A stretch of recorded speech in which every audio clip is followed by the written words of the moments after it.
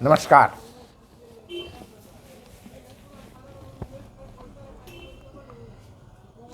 इस समय लोकसभा 2024 का चुनाव चल रहा है। भारत एक बहुत बड़े परिवर्तन से गुजर रहा है और भारत के निर्वाचन आयोग ने अपने अंदर बहुत सारे गुणात्मक सुधार किए।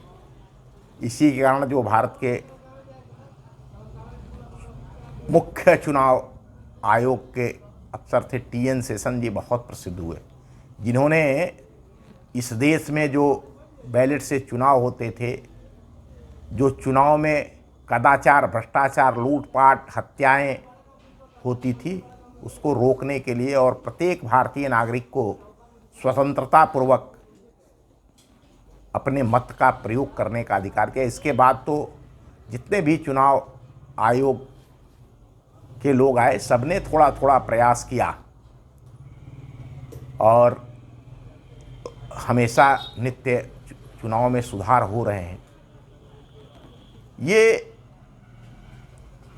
जो जानकारी है मैं जो आप सबके समक्ष रखने वाला हूं, वह चुनाव में प्रत्याशियों के द्वारा जो अकूत धन खर्चा किया जाए। एक बात बहुत सीधी है कि आज की तारीख में अभी जो भी चुनाव हो रहे हैं, चाहे ग्राम प्रधान स्तर के हो रहे हैं, ब्लॉक प्रमुख स्तर के हो रहे हैं, विधायक के हो रहे हैं, चेयरमैन के हो रहे हैं या सांसद के हो रहे हैं, यह एक प्रकार से व्यापार हो गया है। बहुत बड़ी पूंजी का इन्वेस्टमेंट वह प्रत्याशी कर रहा है, जो भ्रष्टाचार का मूल कारण है। जब कोई व्यक्ति 2 करोड़, 4 करोड़, 10 करोड़ रुपए खर्च कर करके और वह सांसद बनेगा, विधायक बनेगा, तो निश्चित रूप से वह अपने खर्च किए गए पैसे को वापस लौटाने के लिए प्रयास करेगा और यही इस देश में भ्रष्टाचार का मूल कारण है।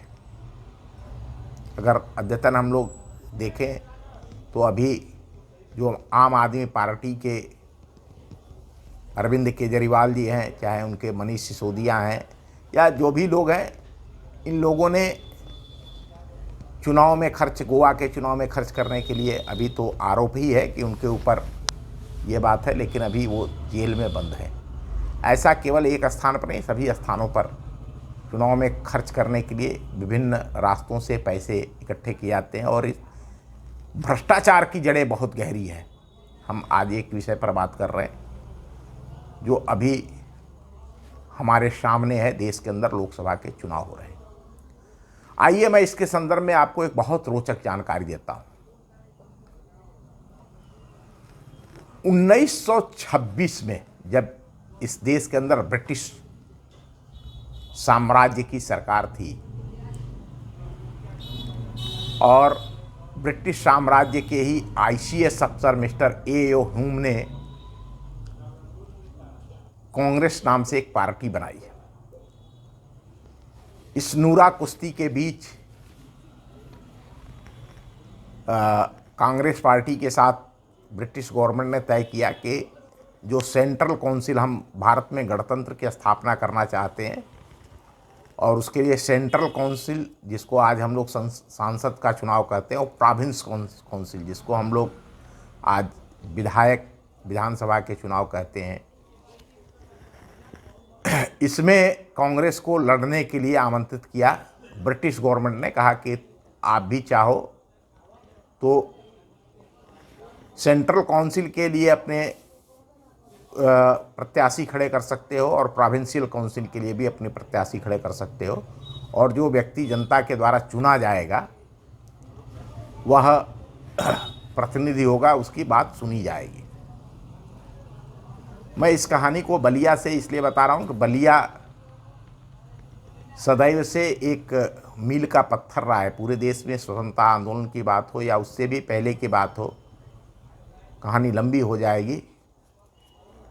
आज पूरी दुनिया में नदियों को साफ करने का जो अभियान चल रहा है, उसका भी आगाज महर्षि भृगु ने किया था, इसी भृगु क्षेत्र से किया था। तो तब जो यहाँ की सेंट्रल काउंसिल थी वह गोरखपुर और बनारस कमिश्नरी, इतने छोटे छोटे, आबादी भी इतनी नहीं थी, आबादी भी कम थी और वोट देने का अधिकार भी बहुत कम लोगों के पास था। और उस समय तो हम गुलाम थे अंग्रेज़ों के उस पर। तो इस गोरखपुर और बनारस कमिश्नरी से जो सेंट्रल काउंसिल के मेंबर चुने जाने थे, उनके लिए कांग्रेस ने बाबू भगवान दास, जो श्री प्रकाश जी को के पुत्र थे, उनको टिकट दिया, प्रत्याशी घोषित किया। और यह घोषणा पंडित मोतीलाल नेहरू जी ने किया था। यह इसका कारण ये था कि उस समय जो पंडित जवाहरलाल नेहरू जी थे कांग्रेस के नेता, वो विदेश गए हुए थे। इनके खिलाफ लाला लाजपत राय और पंडित मदन मोहन मालवीय ने हिंदू हितों का नारा दे करके देश के उद्योगपति घनश्याम दास बिरला जी को चुनाव के मैदान में उतार दिया। कांग्रेस उम्मीदवार, कांग्रेस के घोषित उम्मीदवार श्री प्रकाश जी और कांग्रेस के ही बागी प्रत्याशी घनश्याम दास बिरला, इन दो धन कुबेरों के बीच जो चुनाव हुआ, उस चुनाव में बलिया एक बाढ़ग्रस्त इलाका है। यहाँ गंगा और घाघरा दो बड़ी नदियाँ हैं जिसके दुआब में यह बसा हुआ है और प्रतिवर्ष बाढ़ से यहाँ बहुत धन जन की हानि होती है, फसलें डूब जाती है, लोगों के घर बह जाते हैं। तो इस चुनाव में इन दोनों प्रत्याशियों ने खूब पैसे खर्च किए। कांग्रेस के बागी प्रत्याशी घनश्याम दास बिरला जी ने कोटवा नारायणपुर से लेकर सिताब दियर तक गंगा नदी के बाढ़ से बचाने के लिए, गांवों को बचाने के लिए बांध बनवाए, बहुत सारे बांध बनवाए, जिनको बिरला बांध के नाम से आज भी जाना जाता है। सैकड़ों तालाब खुलवाए, कुएं खुदवाए। ये जो धनबल का उपयोग है, प्रभाव है, यह आज़ादी के पहले ब्रिटिश गवर्नमेंट के शासनकाल में ही कांग्रेस ने आरंभ किया था कि पैसे के, धनबल का प्रयोग करके और कैसे चुनाव जीता जाता है, इसकी यह मिसाल है और जिसे अब समाप्त करने का समय आ गया है।